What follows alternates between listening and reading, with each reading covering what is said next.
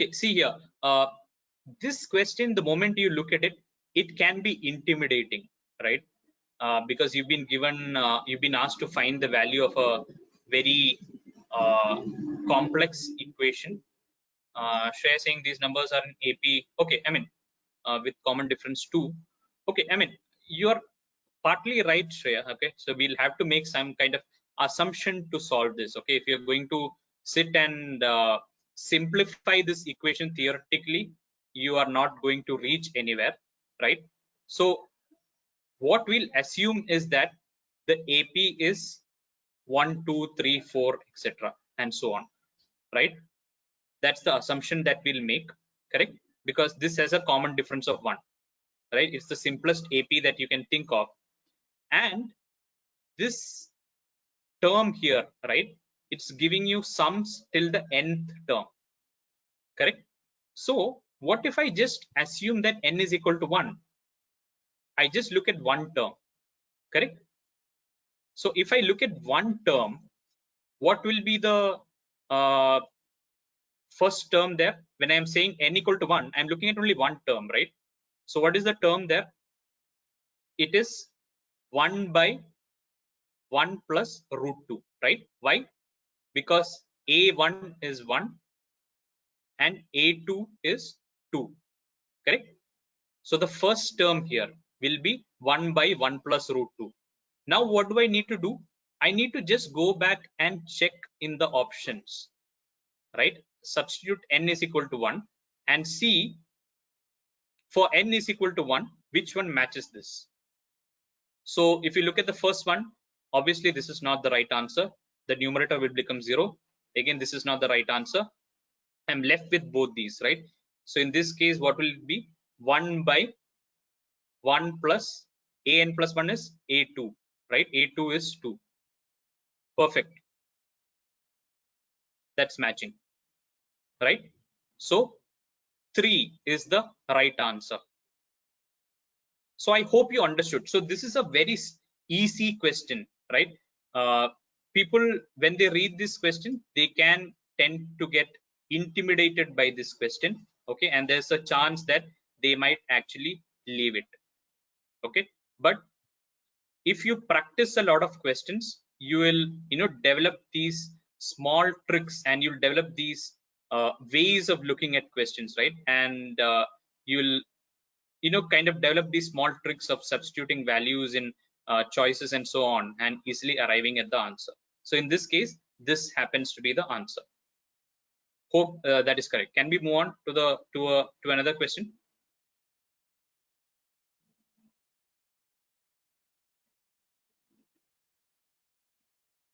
Okay, perfect. Thank you, Shreya and Aisha. Okay, let's move to the next question. I hope this is clear. The next question is also from CAT 2019. Okay, this is a question from data interpretation and logical reasoning. Okay, so here, if you can read the question, it says there are 4 finalists in a dance competition, right? Which is Princess, Queen, Rani, and Samragni. Ashman, Badal, Gagan, and Diyu were 4 music composers who individually assigned items to the dancers.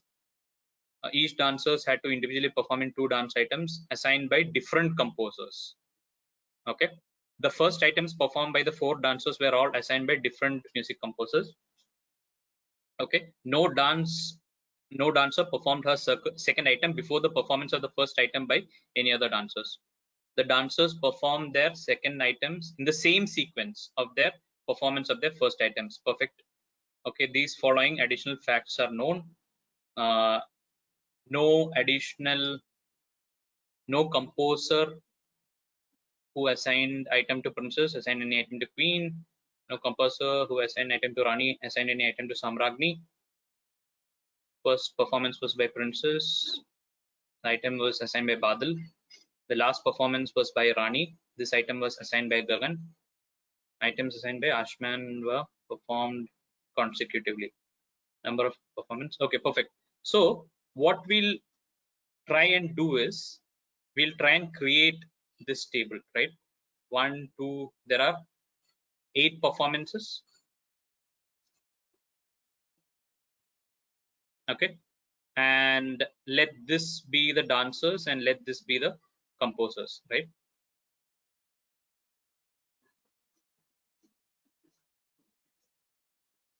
So what information are we given? The first performance was by Princess, right?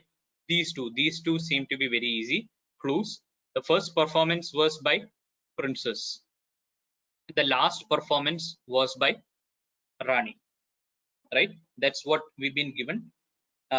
Princess's performance was assigned by Badal, okay, the composer. So this is the dancer and this is the composer. The last performance was by Rani. This item was assigned by Gagan. Okay. Okay. What other information can we gather? The items assigned by Ashman were performed consecutively. Okay. So there are 4 dancers, and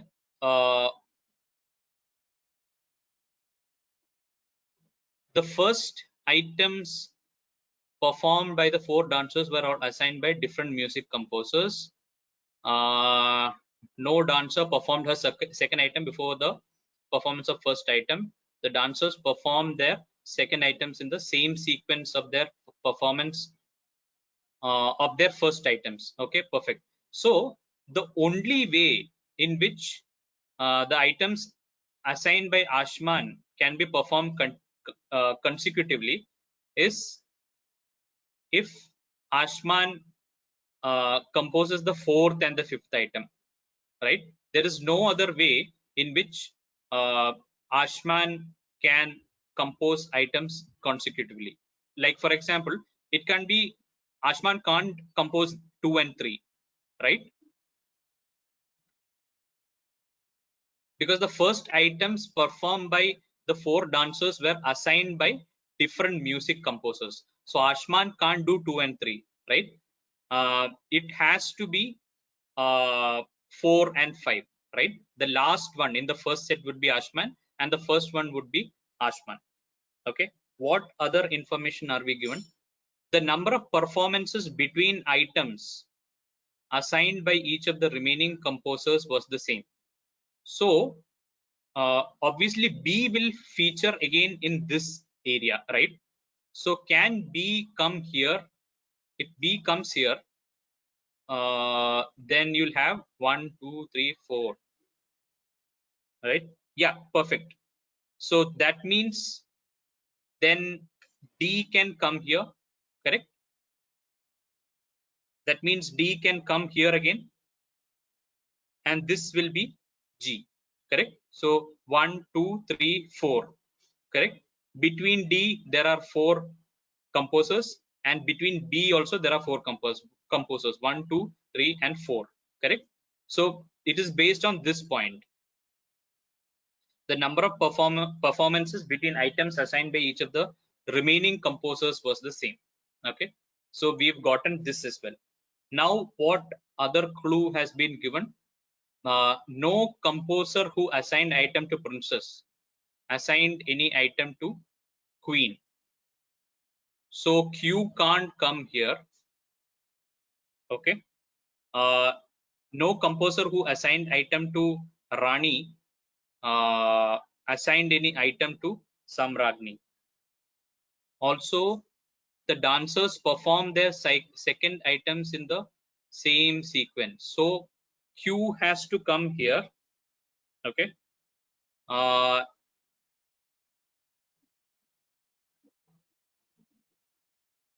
And if you look at it,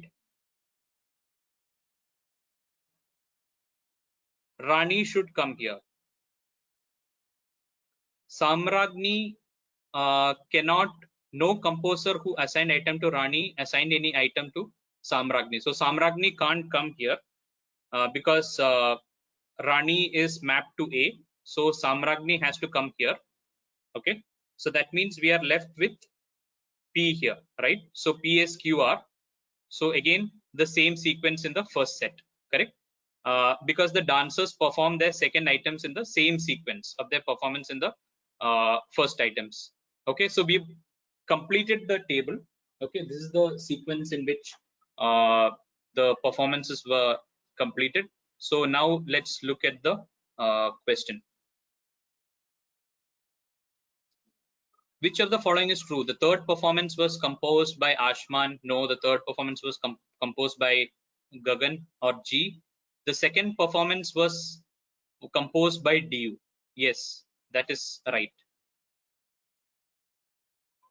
That is correct. Okay, so that has to be the answer. Yeah, Shreya, it's right. So 2 has to be the answer. But we'll go through the other choices as well. The second performance was composed by Gagan is not true. That's incorrect. The third performance was composed by Du, again incorrect. So yeah, second is the right answer. Perfect. So that is a logical reasoning based question. This is a verbal aptitude based question. Okay.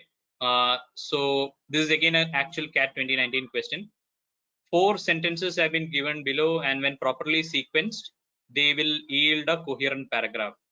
What is the proper sequence of the order of the sentences? Okay, so we are required to order these sentences in the correct sequence. Now, if you look at this, let's go through the sentences. If you've seen a little line of text on websites, they say something like customers who bought this also enjoy that you have experienced this collaborative filtering firsthand. So this can't be the first sentence, right? It says you have experienced this collaborative filtering. So this is definitely not the first sentence. The problem with these algorithms is that they don't take into account a host of nuances and circumstances that might interfere with their accuracy. Again, I don't think this is the first sentence. There is no context here. There are a lot of pronouns, etc., which have been used in this sentence. If you just bought a gardening book for your cousin, you might get a flurry of links to books about gardening recommended just for you. The algorithm has no way of knowing you hate gardening and only bought the book as a gift. I don't think so. Let's look at the next sentence. Collaborative filtering is a mathematical algorithm by which correlations and co-occurrences of behaviors are tracked and then used to make recommendations. So this looks like a perfect candidate for the first sentence, right? Because this is introducing a noun here. It is a definition. It is explaining what collaborative filtering is. We saw collaborative filtering as a term being used in one of the other sentences. So this should definitely, 4 should definitely precede 1, right? So let me write it like this. 4 should definitely precede 1, and I think 4 is the first sentence. Okay, please note that this is not a MCQ, right? This is a non-MCQ, or this is a theta kind of question, correct? Where you're not given the options. You are expected to type in the answer. In this case, you have not been given a multiple choice. You've not been given choices here. Okay, so 4 should precede 1. The problem with these algorithms is that they don't take into account a host of nuances and circumstances that might interfere with their accuracy. So I think 4 and 1, if you read it together, 1 should follow 4, and 3, if you read 3 appears to be an example for 2, right? So I think it should be 4, 1, 2, 3. 3 appears to be an example or an instance that further elaborates sentence 2. So I think the correct order should be 4, 1, 2, 3. So yeah, that is another question from verbal aptitude. This is a para jumbled question, and it is a non-MCQ, right? So the thing with non-MCQ is they don't have negative marking. Non-MCQs don't have negative marking. So while you may be tempted to sit and attempt these questions, please remember that this can also be a trap. Why? Because there is no negative marking, you'll tend to sit and solve this at any cost, but it can also lead to a wastage of time, right? Because there is no option. Typically, para-jumbled questions are best answered if there are choices available, so you can eliminate a lot of the options. Also, you use technique like mandatory pairs, right? Like in this case, 4 and 1 has to be a mandatory pair because of the mention of collaborative filtering, right? So once you've identified 4 and 1, you pick the option which has 4 and 1 together and you get done with it. But when you don't have an option, it becomes challenging. You have to go through all the sentences and work out a logic, right? So that can lead you to waste a lot of time. So that's why it becomes tricky. So it's not that the idea is simple. Even though there is no negative marking, please understand that this can be a trap, right? Have the guts to leave a non-MCQ question as well if it's consuming a lot of time. So that's something that students will have to keep in mind. Don't deviate from your strategy. Also, another trap can be if you read a set, right? And there are 4 questions in that set. If you have solved 3 questions and maybe if the last question attempts seems to be difficult, you should have the guts to leave that and move on, right? Don't let your ego come in between, right? Because remember, your objective is to maximize your score.